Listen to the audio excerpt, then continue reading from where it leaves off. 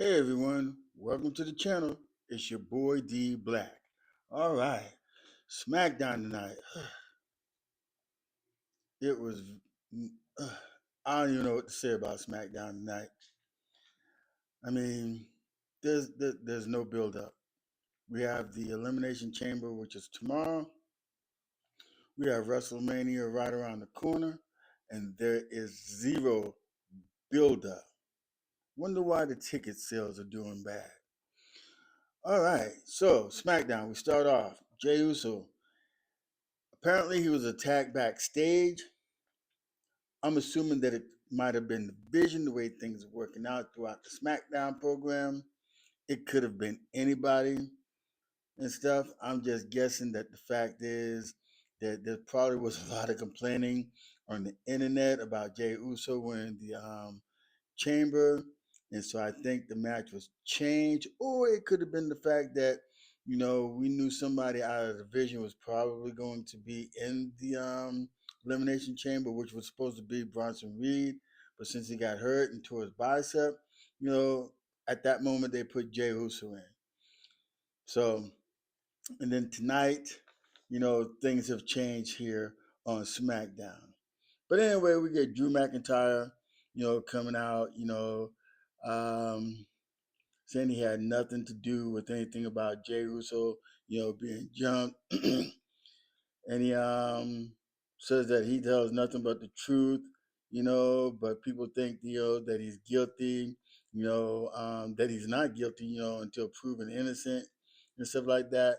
I mean, basically, he's saying that, everybody, is trying to, get his title and everything, which is true, I mean, he's a world champion and everybody, everybody wants to hold the title and stuff.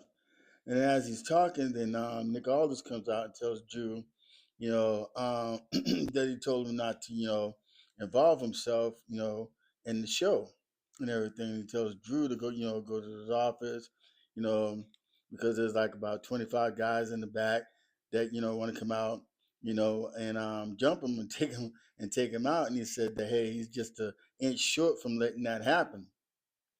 And then we get old Cody Rhodes to come out. And Cody Rhodes tells Drew, hey, you want to fight? Let's go it. Let's do it. And Drew says no. Then he tells Cody that he's no, well, he said that he was leaving because that's what he promised Nick Aldis, that he was going to do. And Cody says all he does, and telling Drew, all you do is run, like a little bitch when things get hot and stuff. And then all of a sudden, here comes Randy Orton, you know. Um, and then Randy Orton is like, saying what sucks about Jay, that it sucked about what happened to Jey Uso. Then he said that he's going to win the chamber, and then go to WrestleMania and, beat Drew and become the 15-time world champion. And then as he's talking, then out comes Trick Williams, and Trick Williams, saying that, he's the hottest thing, in wrestling, and he's calling himself, Trick Willie, and he's talking about, his lemon pepper steppers and stuff, are the best flavors on the menu. And then out comes Javon Evans, and Javon Evans is saying that he's going to win the chamber and everything, and he's going to go and beat Drew at WrestleMania and become like Randy Orton as far as being the youngest world champion, and stuff. And then LA Knight comes out and he starts saying his thing, and he's insulting everybody. He starts off, with saying that,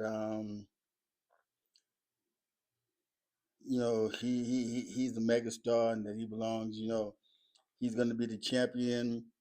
He's calling everybody a moron, and he's just telling everybody that, he's going to go on and win the chamber and then go on to beat Drew in WrestleMania, and become the champion, and you know how he says what everybody's saying, you know, LA Knight, so and then as he was about ready to, as they were going to say LA Knight, then Trick Williams says,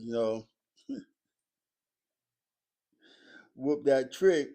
And then LA Knight says, did you say whoop that trick?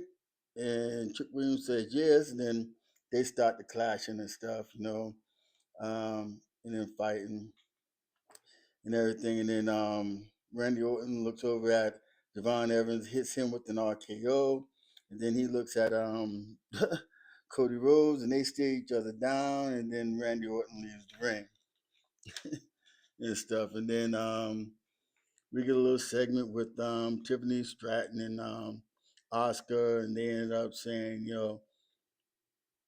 Oscar saying that she's gonna, win the win the elimination chamber, as well as Tiffany Stratton saying that she's gonna win the elimination chamber and go on, you know, and defeat Jade Cargill and stuff, But then Oscar comes out and says that Tiffy time is over and that nobody's ready for Oscar and stuff. And then Tiffany says, "Hey, you want a match? Prove it." So there's a match that's supposed to be set up for them later on, for through the evening.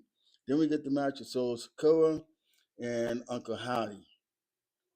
Now this match, was, I guess it was brewing because for the lantern and everything that Solo Sokoa, took from Uncle Howdy and the Wyatt Six and stuff like that. So the match was going on. It was pretty kind of decent. I mean, it wasn't really that mad and stuff, but still, is nothing leading up to WrestleMania. I mean, that card is gonna suck, man. I mean, they only got 4 matches, and 2 of them we already know what they are, and that's gonna be Liv Morgan and Stephanie Valkyrie, and we got CM Punk and Roman Reigns, and then whoever wins the chamber, on both sides as far as the men is concerned, and and as far as the women are concerned and stuff. So, you're gonna have Jade, you know, um, fighting somebody. Drew's gonna be fighting somebody. Who we don't know yet until after the chamber and stuff. So, and then we got the Vision. Oh, and during this match, Um, Hottie wins. I mean, Uncle Hottie wins with the Sister Abigail, and he defeats Solo Sokoa. And as he's going to get the ladder, um, the Vision attack him. And not the Vision, but the MFTs attack him, and they take back the ladder and stuff. So I don't understand why Solo thinks he needs this lantern and stuff. None of it makes sense. It's just not making any sense. So you know, I have no idea. But I'll be glad when it's over. The Wyatt Six, I mean, they need to break up because they're not really doing anything to make anything exciting and stuff. As far as even Solo Sokoa, I mean, he's a damn good wrestler and stuff, and I like Solo Sokoa and stuff. He does bring excitement, but the MFTs, man, I don't know. I mean, you got to show me something better. They got to work it out better. Um, Triple H got to do better because this all it's sucking real bad. But anyway, Uncle Howdy wins the match and stuff, and then we get the Vision with Nick Aldis and Paul Heyman is wanting Nick to put Logan Paul, in the chamber, and Nick says it's not, he doesn't have any control over everything, and then he says, that could be interesting and stuff. So he walks off and say, hey, let me talk to somebody, and I'll get back with them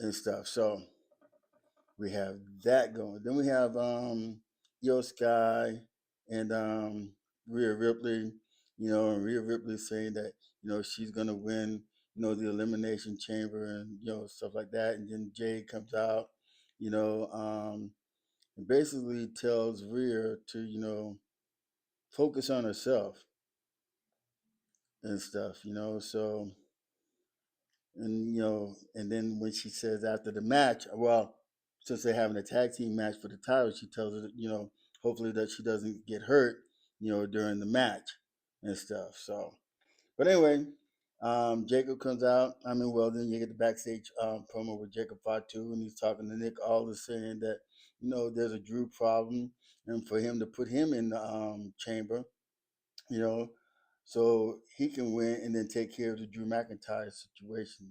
Drew McIntyre problem. Nick Aldis says, let him think about it and everything, and just as like he told Paul Heyman and Logan Paul that he'll think about it and he has to make a few calls.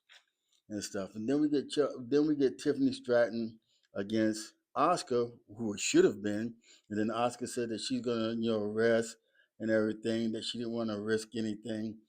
So Kyrie Sane would be the one that Tiffany Stratton, would face. And so they got the match. The match was actually pretty decent. I mean, there was a few spots, that were pretty bad from Tiffany Stratton. I mean, even Kyrie, she made a few of herself and stuff. Glad nobody actually got hurt while doing the match and stuff. But anyway, and I had to give Chelsea Green her kudos because she was there. She was at ringside, doing the commentating. Then her and Tiffany got face to face and stuff. And then Kyrie ended up jumping on Chelsea Green, and she was bouncing back, and that was kind of funny. But anyway, still, Tiffany Stratton, she hits the prettiest moonsault on Kyrie Sane, and she wins. And then we have division with Nick Aldis again. Nick Aldis saying yes, Logan Paul would be in the chamber only if he can beat Jacob Fatu. So that's a match that was set for the main event for tonight in the show. Then we have the Miz, who talked himself into a match with Obafemi. And before the match started, Miz was just trying to talk his way out of the match. He was trying to tell Obafemi that he could be somebody like like a John Cena or Undertaker, and take him up under his wings and everything, and show him the ropes and get the people to chant his name and everything and stuff like that. And then the crowd started chanting over and stuff, and then Oba tells the Miz, he said he doesn't need him for none of that. He said the people are going to chant his name without him, and then they started chanting, his name, Oba, Oba, Oba, Oba, and stuff. So, and that ended up like that, and he ended up destroying the Miz and everything. I mean, he beat the tar out of the Miz, So, and Oba Oba wins that match. And then we got Carmelo Hayes and the Dragunov, and Ilya Dragunov is telling Carmelo Hayes that, he's not ready, to face him, tonight and stuff. And then Carmelo Hayes is telling him, hey, look, you were promised a match. Why isn't he ready and stuff like that? But I guess he just feels that he wasn't ready to have that match, which makes zero sense to me because he's been trying to come out there and get that, the belt ever since he lost it to Camelo and stuff. And then Camelo told him like, hey, this was your chance, and if you don't, take, this shot, he may not get another shot at the title again, which is possibly true. And then we get the match. Camelo Hayes goes out to the ring, and then Matt Cardona comes out. And that match, I guess it was a pretty decent match, actually, really. I mean, Matt Cardona, I mean, he's pretty good in the ring. Even when he was over in NXT, he was good over there in NXT.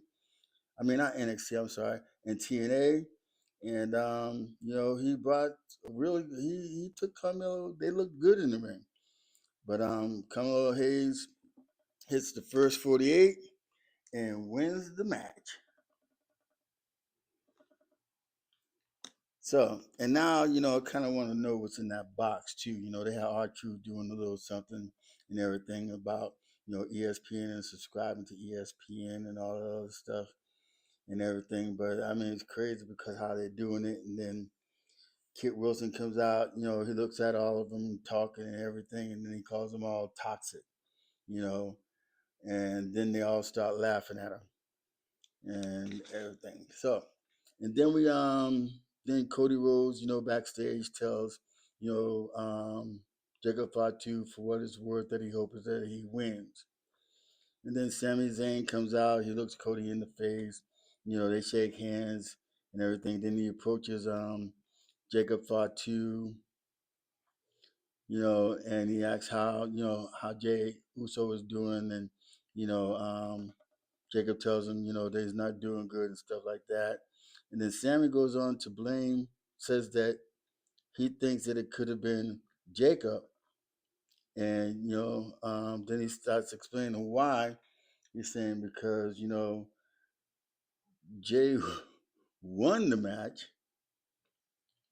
As Jay got beat up in the back, now he's running to Nick Aldis and trying to get into a match to where he can be, not a match, but he's asking Nick Aldis to put him into the chamber and stuff. And then Sammy goes on to start saying what happened to him when he was, when him, Jacob Fatu, and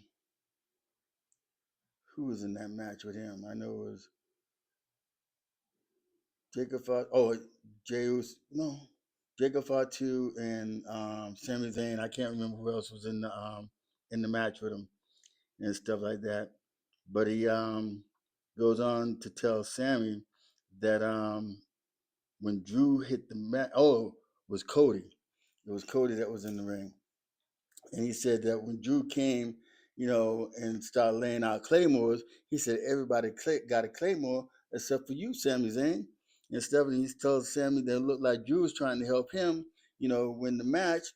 But in reality, Drew, I mean, Sami Zayn, he messed that up himself because um, he haluna kicked Drew McIntyre, and he fell into Cody's hands, and Cody gave him the crossroads and put him down and won the match and stuff. And then Sammy gets mad and everything. He starts tearing up stuff and everything. So that that was kind of funny and stuff. Then we got the match with Candice LeRae and Jordan Grace. Hmm. This match, I mean, it was okay. I mean, I don't know what Johnny Gargano was doing. I mean, just laying around looking crazy and stuff. I mean, at one point he was just laying across, the announcer's desk and everything. It's about how I felt throughout the show, because that's how boring it was. The show wasn't really all that great. But anyway, during the match as it's going, then Johnny he gets up and he starts walking off like a zombie that's having problems and stuff, or somebody like he's like sleepwalking, whatever the case may be. But I don't know what's going on with this. It's kind of silly to me and stuff. Actually, really makes zero sense, you know. But anyway, Jordan Grace wins the match with a pump handle German suplex and stuff. So that's that one. And then we get the tag team championship. We have Nia Jax and Lash Legend against Rhea Ripley and Io Sky. This match actually was a very good match. I enjoyed the match. It was pretty great. It was back and forth, back and forth. The ladies were hitting real hard and stuff. And I can't complain about this match. I mean, it was pretty good. It actually was probably one of the better matches of the night. And I just have to give a congratulations to Nia Jax and Lash Legend for being the new women's tag team champions and stuff. And I knew Rhea had to lose this title because I think she is going to win the chamber to go up against Jade Cargill. It's going to be very interesting to see. I'm thinking between her and Raquel Rodriguez is who's going to win, the chamber. And then we get a segment with Charlotte Flair looking all sad and everything, and Alexa Bliss is saying that she's sad and upset because she's in the chamber and not her and stuff. And then she says no and everything. And then Julia and then Kiana James comes out and they make a little bit of fun of Charlotte Flair and everything because Kiana James and Alexa Bliss both are in the chamber match. And then Jay Cargill tells Alexa and Kiana, good luck. And then Nick Aldis comes out, in the segment, and Nick Aldis is telling the MFTs, that next week that there's going to be a number one contenders match, for their tag team title match because they haven't been defending the title, since they've had it. So that's how that's gonna go, which is good. And then we have a little segment with Aleister Black, and Randy Orton.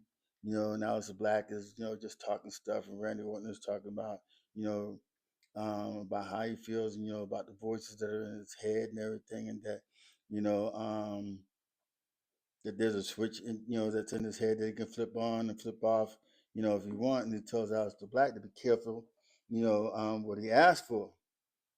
Then tells Aleister Black after the chamber, that he's going to be coming out. He's going to find him, and will be coming after him, and then just walks off. And Aleister Black says, of course, because that's what they were looking for him to do. That was in their plan to have Cody Rhodes come to him, because I think Aleister Black thinks, Randy Orton needs to go back to the dark side, and I think that's what's going to happen soon.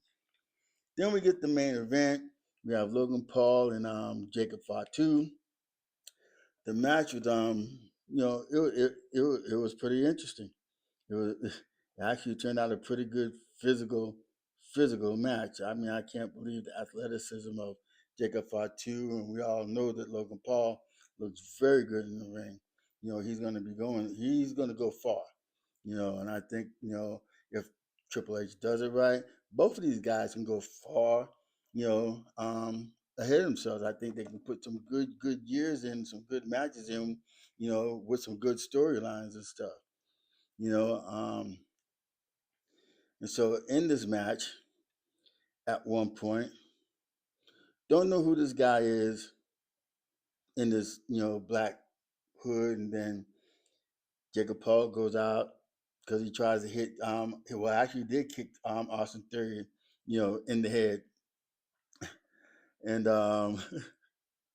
then Logan Paul jumps out of the ring and he hits the guy. I mean, he really decks him and stuff. Then pulls the mask off on him, and still unrecognizable. So don't nobody know, who this person is and stuff. And then Logan Paul hits Jacob Fatu with a low blow. Um, he does a frog splash, and and then he gets the win over Jacob Fatu. So Logan Paul is going on to the chamber, which is very predictable. We knew that was going to happen. Somebody out of the division had to be in it, and I knew it wasn't going to be Austin Theory and stuff. So righteously, it had to be Logan Paul.